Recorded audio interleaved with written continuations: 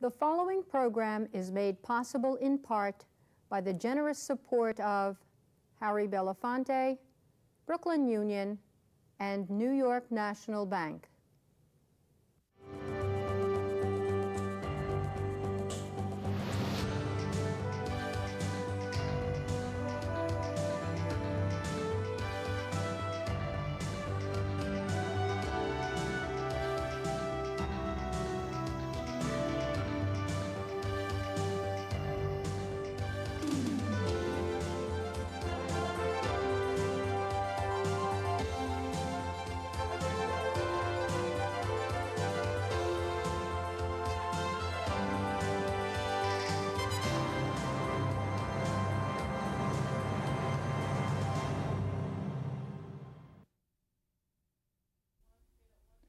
The African American Legend series highlights the accomplishments of blacks in areas as varied as politics, sports, aviation, business, literature, and the military.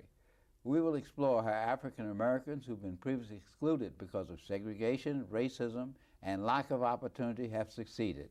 I'm your host, Dr. Roscoe C. Brown, Jr., and today with us is Gail Buckley, the author of this wonderful book, American Patriots, about African Americans in the military from the Revolutionary War to the Gulf War. Yes.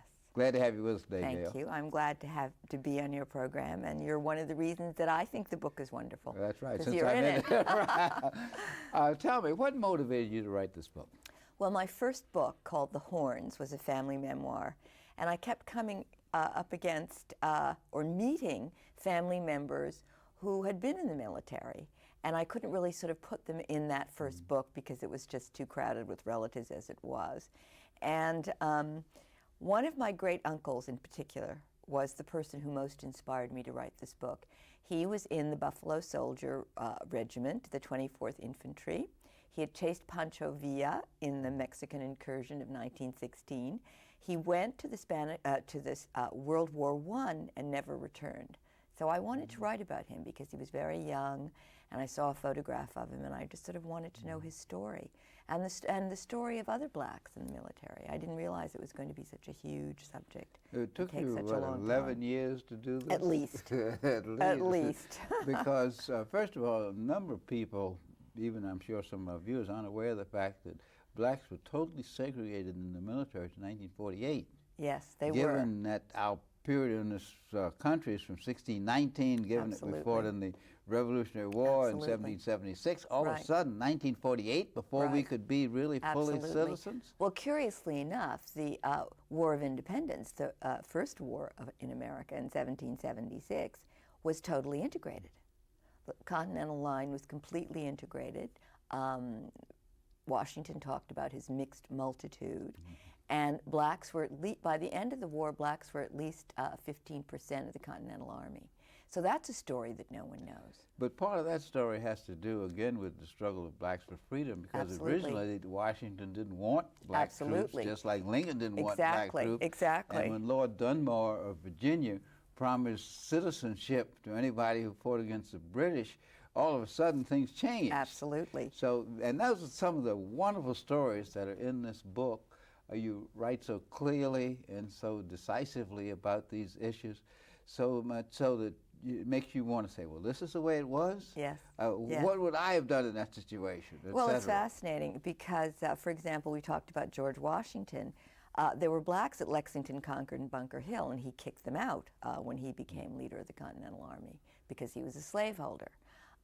Blacks fought for their freedom. They fought for the freedom not only for themselves, but also for the country, because they thought if the country was free, they would be free. And many people believed that after the Revolution, there would be emancipation. But the cotton gin got in the way of all that. By 1791, all hopes of emancipation were over. In the Civil War, as you say, Lincoln did not want blacks to fight, not because he was that much of a racist. He was a racist, but he really wanted to keep the border states happy. The border states were pro-slave and pro-union, so he had to keep them in the Union. And in that respect, he did not want to arm blacks. But after the first Battle of Bull Run, after Antietam, I mean, he said, okay, first he started by saying, give me 50,000 non-combat blacks. Then a year later, he not only freed them, but he let them into the military. And before they were actually emancipated, Union generals in Louisiana, South Carolina, and Kansas were arming fugitive slaves or ex-slaves, people who'd freed themselves. But one of the things I'm sure we're all aware of, not we all are, we aren't aware of, African Americans actually fought for the Confederacy. Well, I'm not sure they actually fought. They were made to fight. They didn't carry guns. Yeah. They only did labor. It was non-combat. But by the end, by 1865, by February 1865, Robert E. Lee was willing not only to arm them, but to free them. By then it was too late, and it never happened. But he did put forth a proposal that slaves be freed and armed. And other people said, no, well, why should we don't have to free them, let's just arm them. And he said, no, it wouldn't be fair to ask them to fight without freeing them. So he wasn't a total villain. Well, Lee has come through in all the history of Civil War as probably one of the most gentle and respected people. Yes, I think he was the most decent Confederate. Right. The question, however, which is very interesting, is Lincoln's Emancipation Proclamation. It freed verbally yes. the slaves in territories that were rebelled against the Union, yes. but it didn't free exactly. slaves in the border states exactly. and the northern states, exactly. including, and I'm talking about this now because just recently they've been carrying the actual original proclamation around to libraries and so right. on. And one of the reviewers in the Times pointed out it would have been good if he'd seen how this evolved, because originally when he wanted the proclamation, he wanted an African colony and all the yes. blacks sent to Africa. Yes, anybody who wanted to go yeah. could go. He was in favor of colonization. And then he wanted a black part of the country yes. where blacks could be yes. restricted. Yes. Which yes. Points up. He didn't mandate that. He made it voluntary, yeah. but he certainly was interested in that. But the point is, it points up the ambiguity this country has always yes, had always. about African Americans. Yes. They want us, they love us, they don't want us to keep us separate. And your book, by focusing on so many of these epochs and all these wars, the Indian Wars, the Spanish-American War, World War I, II, Vietnam, Gulf War, Korea, really leaves you breathless in terms of this constant struggle yes. of African Americans yes. for acceptance, yes. contribution to the country, full citizenship. Yes, I think it's a thrilling story. It is so exciting. Each war sort of became my favorite war, which is so strange. I mean, I started out with the Revolution, and then going on, each war told me something new. World War I, for example, was extraordinary. I had no idea of the extent of Woodrow Wilson's racism, that American blacks combat soldiers had to fight in French uniforms under the French flag because he did not want blacks to bear arms for America. He did not want that. And he had resegregated Washington, D.C. and the federal government, both desegregated in the Civil War. But he was a total and overt racist. And in fact, troops who fought under the American flag were worse off. At Camp Lee, Virginia, which was Wilson's home state, black soldiers froze to death because they were forced to sleep on the ground in pup tents while white soldiers slept on beds in barracks. On troop ships, they were kept below sea level in U-boat-infested waters and expected to use floating debris in case of attack. It was a terrible situation. World War II wasn't much better, except that you had, in the case of World War II, you had a powerful friend. We had a powerful friend in Eleanor Roosevelt, and we had two powerful black men who would not take no for an answer in terms of certain changes that could be made. A. Philip Randolph and Walter White of the NAACP and A. Philip Randolph of the Brotherhood of Sleeping Car Porters threatened a march on Washington. Randolph, at least, threatened a march on Washington unless certain things were achieved. They demanded an end to segregation. That they did not get. But they did get the first black fighter pilots, which you were one, the first black Navy officers, the first black Marine Corps members, the first black women in uniform. All of this happened in World War II in the bounds of total and complete segregation. Now, segregation was ended in 1948. Once again, it was a sort of not ambiguous. Harry Truman had two motives. He felt compassion and outrage at the fact that so many blacks in uniform were being lynched in the South, particularly the case of Isaac Woodard, who was blinded in South Carolina on a bus because he wouldn't move to the back of the bus. Also, he needed the black vote in the 1948 election, in which the Democratic Party was split three ways between Truman in the middle between Wallace on the left with the Progressive Party, and Strom Thurmond on the right with the Dixiecrats. And so he did desegregate the military by executive order, and much of the military brass was against it. Eisenhower, for example, testified that he was against desegregating the military. Now, Eisenhower then later sent the 101st Airborne to escort the Little Rock children to high school, but everybody thinks that was a heroic thing to do, but Eisenhower would always send a division for anything. He said, never send a battalion if you have a division. So that was his sense of strong militarism, but it did work. He didn't make that many changes in the military situation. He kind of let things slide. The next big changes came under Kennedy, who really swept the last vestiges of military racism away. He, for example, made Carl Rowan, who was one of the first 20 Navy officers, a White House spokesman, later ambassador to Finland. He was the first president to have a black soldier guard the tomb of the unknown soldier.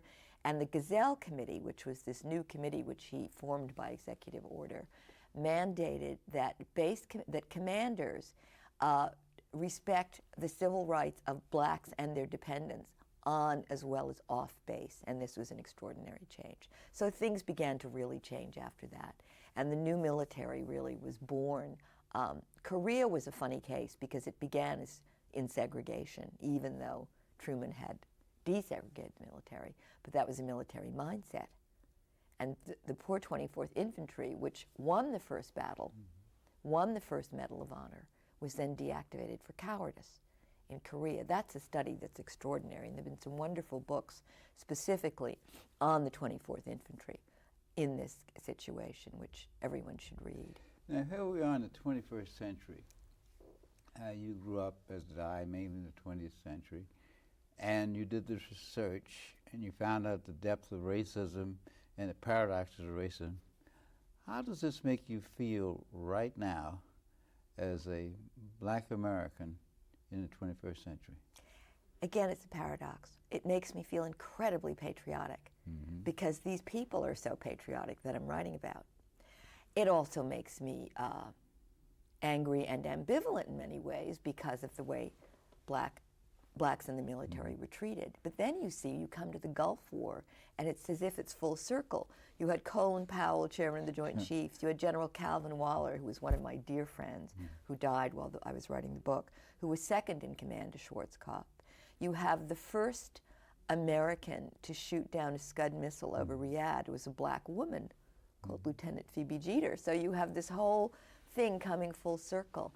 I think now, in a way, people ask me, how do I feel in this situation today, in this new war that we're in about blacks in the military?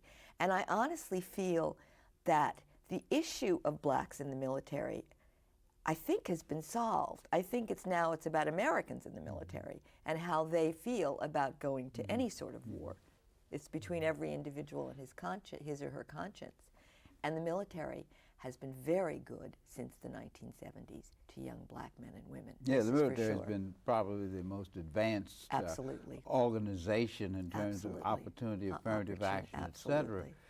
But moving from the military to the larger society, how does this make you feel, me feel, about the prospects for African Americans achieving full citizenship, acceptance in a society, in our society? Right. I think it comes from the top.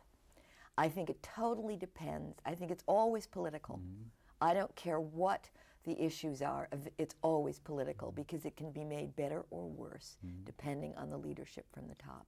Jimmy Carter made it better. Reagan, in his way, made it better because he was interested in a strong military, and he knew the inefficiency of racism in the military. So he sort of wiped that out by making Colin Powell, giving him his first big job, and then Bush. And I think that Republicans now, in general, strangely enough, certainly seem to offer leadership, be willing to offer leadership positions to blacks. We see this in Bush's own administration. I think that there has to be a sense of, for example, the way that the military succeeded so well, they didn't say, we want you to feel this way about blacks. They said, we want you to treat blacks a certain way. So I don't care what people think about me. I care about how I'm treated. And the whole point is how every American is treated. And that's what we have to fight about. And that's what we must always struggle for. See, that's the transition. It's difficult to make from the military to civilian life. Exactly. The military has a purpose. We want to fit into that purpose. We want to do a job. But when it comes to negotiating for the benefits of society, high quality education, good housing, good jobs, that's where this long 300-year, 350-year history or heritage of racism gets in the way. Fortunately, time does change things because new people are born and old people do die. On the other hand, books like this provide for even the young the opportunity to understand what happened. And I find so many young white people, being a Tuskegee Airman and being honored talking about this, being outraged by the way in which we were treated. And say they think it was wrong and it wouldn't happen. Unfortunately, in our own way, we still have a two-class society where when you do studies and so on, you find that we have racial divide in the way in which people live. Because housing problem is the ultimate. As you get real close, then you do get equality. So your book makes a contribution to this.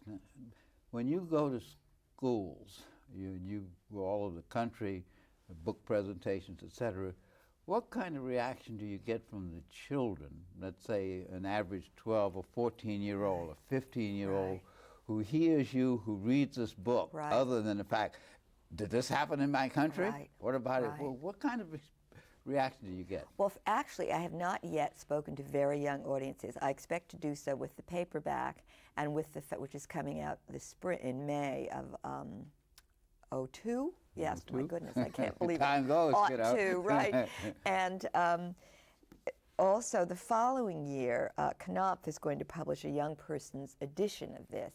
And then I expect to hopefully visit schools. But in just sort of young people in their 20s, I have the same reaction that you've seen, which is they're absolutely horrified. How did this happen? It's funny, we've kept that, not only have we kept the history of blacks hidden, but we've kept the history of how terrible their treatment was hidden. So it's this whole uncovered history. And I maintain it isn't black history, it's American history. It's the full American history at last that we're getting. It seems that when times are difficult, in times of national crisis, Americans are able to come together. But the economic problems that you talked about are the hardest to solve, and I must say I have no answer to that. That is a political answer, and I hope that we are going to get not the same old politics as usual in the future, though you'd think by the 21st century we wouldn't, but it's very hard to tell, isn't it? It really is. One of the things, I was just looking through the book here, you have pictures of the Tuskegee Airmen and your mother. Lena Horne, who was our pinup girl, and my friend, your mother. And I was just wondering, how did it feel to be writing about something that was so close to you personally, other than your uncle, your mother and the Tuskegee Airmen? Gee, I mean, this whole book sort of had a life of its own, because I had no idea, as you know when you begin any book, how it's going to turn out, how it's going to end. And I just, because I'm that kind of mind, I wrote chronologically. I started with the Revolution and I ended with Desert Storm, and I did my research in that kind of progress. So by the time I got to World War II, I mean, I'd been through World War I nightmare, and so I asked my mother, and she was talking about how awful it was when she went in the USO and sang for black troops and found out that they were sitting behind German prisoners of war and refused to sing in camps like that and walked out and was kicked out of the USO. Then on her own money, she went to tour camps. And she felt it was very important. She felt also she'd been taught by two men, basically, Walter White and Paul Robeson, about how to deal with the world, because she actually came from a sort of sheltered middle-class background in many ways, even though she went into show business early. And she didn't really know how to deal with the white world, which Walter White helped her to do. And she didn't know how to deal with the black world at large, which Paul Robeson said to her, you must never, for example, don't just talk to the officers. And she made it a point always to go off and talk to the enlisted men. So I don't know if you got as much attention when she went to Tuskegee as the ground crew people, maybe. But she was very, that was very important to her. Well, it's just so gratifying to be able to put that in a book. And as a young person growing up, what did you hear about the Tuskegee Airmen and about the black soldiers? You know, what did you hear? Well, I knew when my mother went to camps that she was very excited about that. I remember that. I was a little child in Hollywood, and she would go off to the camps. And I remember seeing soldiers. Remember my uncle, another of my great uncles was a sergeant in the Army, and he was engaged to the first black wave, Harriet Pickens, who was a family. Remember Harriet Pickens? She was my idol. I wanted the war to last long enough so that I could be a wave. It was that white uniform that was so beautiful that she wore. And there was a great sense, I had a great sense that blacks were in the war. And that this was an important part of the war because that was what I saw. But then when I did the research and realized how terribly they were treated, even these new special units, so-called, which were actually, in a way, token units. That's right. Because the vast majority of blacks in service were in non-combat roles. So learning about these wonderful heroes was so exciting to me. I loved doing the research, I really did. Well, it's apparent, I've talked with you several times about this, but it's always apparent as we begin to talk, you get so excited about this, etc. Now, growing up as a daughter of a famous person, what kind of lessons do you think you learned that you could pass on to other African Americans who are now descendants, children of very famous, well-known people? I think that there is a sense of responsibility. That you are not, as my mother found out when she got her MGM contract, you're not alone. Now, white people have the luxury, perhaps, not the children of important people probably, or shouldn't, have the luxury of making their own mistakes and finding their way in life. We all try to do it, but in a way, what you have to do is realize that you have a responsibility to the larger fraternity and And your mother certainly lived that out 100 times. She did. I am lazier than she is in many ways, and sort of more go into my room and do my work. Well, you spent 11 years writing this book, you're not lazy. But she very much had that old-fashioned term, social conscience. That's right. You know, and I think my children, I hope I've given it to them. I mean, children always have to make their own mistakes, and they always have to rebel. If they don't rebel a little bit, they're not really, you know, going to be really great adults with their own minds. But I think it's very important. And your children have got to have a sense. Everybody has to have a sense of finding themselves, but having a responsibility to the larger group. I think it's very important. Well, that's the message I tried to send to my children, and now they send it to their grandchildren. Yeah. African Americans have a tremendous responsibility, Yes. not only to perpetuate the heritage of our achievements as individuals, but the struggle that we've Yes. had as a race to be recognized. Yes. And now in the 21st century, we're being recognized, and some people say, well, African Americans have the luxury now of being different and doing other kinds of things and doing crazy and so on. I don't think so. I don't think so I think either. that, of course, that's our age. I really do think that we have a responsibility, and particularly those of us who have gotten some notoriety, some recognition, made some accomplishments. So when I talk about Gail Buckley's American Patriots, I just am effusive about what this book says. somebody asked me, well, how did you get all, she's not in the military, how did you get all this information? Well, I went to every possible source in the world. Before I got living human beings in World War I went to every archive, I went to every library. I wanted this book to be a good read. I did not want it to be dry history. So what I tried to do before I got to talk to living people was to have human voices. And to me, it's much more important to tell also the political story, because wars are about politics. And how is it that politics form how blacks are treated and how they serve in the military, and their role in American history comes out of politics. And what I think is the most important thing for all of us as black people is to claim our birthright. We are Americans. Now, I know everything is hyphenated, but I agree also with Harry Truman that when I was a child, I was brought up to say, when people would say, what are you? To say, an American. Not a Negro, as we were called in those days. I'm an American. So I think it's very important to claim our birthright, not to let somebody give it to us or dole it out a little bit. But we have fought for it long enough. We just say we are Americans. We claim this, and we want every opportunity that every other American has, and every form of respect that every other American has. And this, of course, involves a little bit of responsibility on our part. This is what the young people have to know. It involves, nobody's just, you have to work for it. You have to claim it, but you have to be worthy of it too. And of course, everything you said is in this book. The book got excellent reviews, it's well written. Although some people say, why would she talk about the glamours of war? You didn't talk about the glamours of war. You talked about the struggles. You talk about the victories that we individually achieved in overcoming these prejudices. It might seem that I've glamorized war. I hope not. What I tried to do was glamorize, or at least extol, these heroes. And that's not glamorizing war. That's extolling the heroes. That's giving heroes their due. As you we're say, surrounded by black heroes, and we mustn't forget about them. War is about politics, but it's also about individuals. Yes.